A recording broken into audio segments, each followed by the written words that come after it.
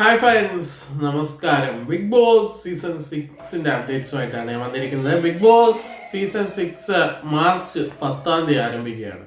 നമുക്കറിയാം, ഒരു big boss പ്രേക്ഷകൻ എന്ന നിലയിൽ ആ ഷോയെ വളരെ ജെന്യൂനായിട്ട് കൂടുതലായിട്ട് നമ്മൾ അതിനെ ഫോക്കസ് ചെയ്ത് കാണുന്ന ഒരാളെന്ന നിലയിൽ ഞാൻ ഹിന്ദി കണ്ടിട്ടുണ്ട്, തമിഴ് കണ്ടിട്ടുണ്ട്, കന്നഡയിൽ കുറച്ച് അധികം എപ്പിസോഡ് കണ്ടിട്ടുണ്ട്, തെലുങ്ക് കണ്ടിട്ടുണ്ട്. ഈ ഭാഷയിലൊക്കെ ബിഗ് ബോസുകൾ കണ്ടിട്ടുണ്ട്. ഹിന്ദി ഞാൻ നല്ല രീതിയിൽ ഫോളോ ചെയ്തിട്ടുണ്ട്. മലയാളം ഒരു എപ്പിസോഡ് പോലും വിടാതെ കണ്ടിട്ടുണ്ട്. ഹിന്ദിയിൽ മിസ്സാവുന്ന എപ്പിസോഡൊക്കെ നമ്മൾ മറ്റു OTT വഴിയൊക്കെ നമ്മൾ കണ്ടിട്ടുണ്ട്.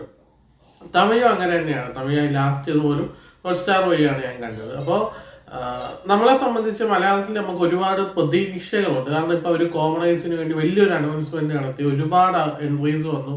അതിൽ അവർ ആദ്യഘട്ടം ഏതാണ്ട് 1800 2000 അത്ര ആളുകളെ എങ്ങാണ്ട് അവർ സൂം മീറ്റിംഗ് വഴിയും അതുപോലെ തന്നെ നേരിട്ടും ഓഡീഷൻ നടത്തിയെന്നാണ് അറിയാൻ സാധിച്ചത്. എനിക്ക് എന്തായാലും നമുക്കൊരു 1000-നും 2000-നും ഇടയിലുള്ള ആളുകൾ നമുക്ക് പറയാം. കാരണം കിട്ടുന്ന കൗണ്ടിങ് ചിലപ്പോൾ നമുക്ക് പറയാൻ പറ്റില്ല. നമുക്ക് കിട്ടുന്ന വിവരം അത്രയ്ക്ക് കൺഫേം ഒന്നും പറയാൻ പറ്റില്ല. നമുക്ക് അറിയാവുന്ന കണക്കായിരിക്കും നമുക്ക് പറഞ്ഞു തരുന്നത്. ചിലപ്പോൾ അവരറിയാതെ അതിൽ കൂടുതൽ ഓഡീഷൻ നടന്നോ ഇല്ലയോ നമുക്ക് തുറന്ന് പറയാൻ സാധിക്കുകയില്ല. അപ്പോൾ അതാണ് അതിൻ്റെ ഒരു രസം എന്ന് പറയുന്നത്. ഇപ്പോൾ ഈ 1000 അല്ലെങ്കിൽ 2000 പേരെ നമ്മളൊരു കണക്കായിട്ട് എടുത്താൽ ഈ 2000 പേരിൽ നിന്ന് അവരൊരു 100-110 ആളുകളെ എടുക്കും. അതായത് അതിൽ നിന്ന് ഷോർട്ട് ലിസ്റ്റ് ചെയ്തിട്ട് ഒരു 110 ആളുകളെ ബിഗ് ബോസ് സീസൺ 6 കോമണർ മത്സരാർത്ഥി ഇനത്തിലേക്ക് അവർ മാറ്റി വയ്ക്കും. അങ്ങനെ 110 പേരെ ഡയറക്റ്റ് എറണാകുളത്ത് ഓഫീസിൽ വിളിച്ചിട്ടാണ് ഓഡീഷൻ എന്നാണ് അറിയാൻ സാധിച്ചത്. ഇനിയിപ്പോൾ അവിടെ വരാൻ പറ്റാത്തവർക്ക് വീണ്ടും സൂം മീറ്റിംഗ് ആണോ അതോ അല്ലെങ്കിൽ അവരവരുടെ പ്രദേശത്തുള്ള ഏതെങ്കിലും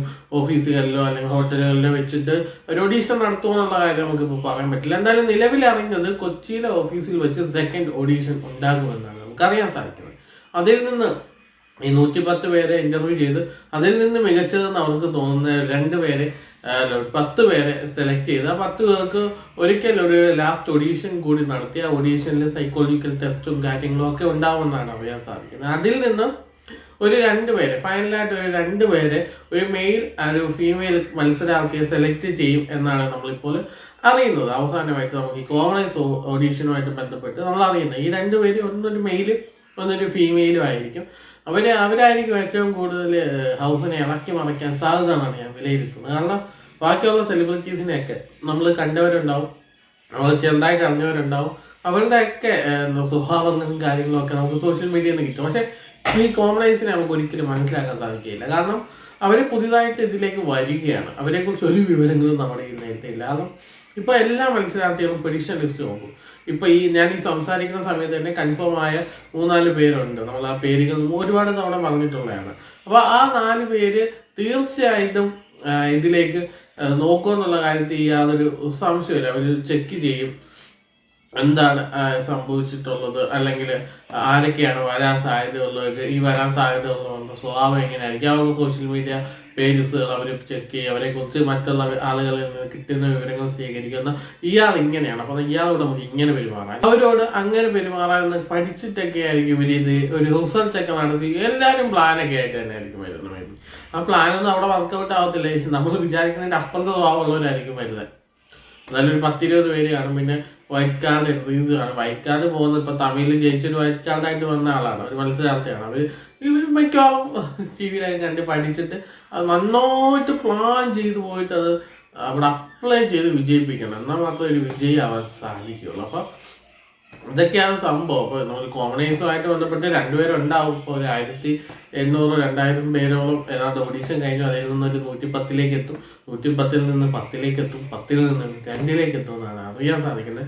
ബിഗ് ബോസ് എന്തായാലും മാർച്ച് 10 തന്നെ ആരംഭിക്കാനാണ് എല്ലാവരും സാധ്യതകളും. കാരണം ലാലേട്ടൻ്റെ ഡേറ്റ് ക്ലാഷ് ഇഷ്യൂമായിട്ട് ബന്ധപ്പെട്ടാണ് ഫെബ്രുവരിയിൽ നിന്ന് അവർ മാർച്ചിലേക്ക് അത് എക്സ്റ്റെൻഡ് ചെയ്തിട്ടുള്ളത്. അത് എന്തായാലും മാർച്ചിൽ തന്നെ ഒരു ഷോ പ്ലാൻ ചെയ്യും. അതിൻ്റെ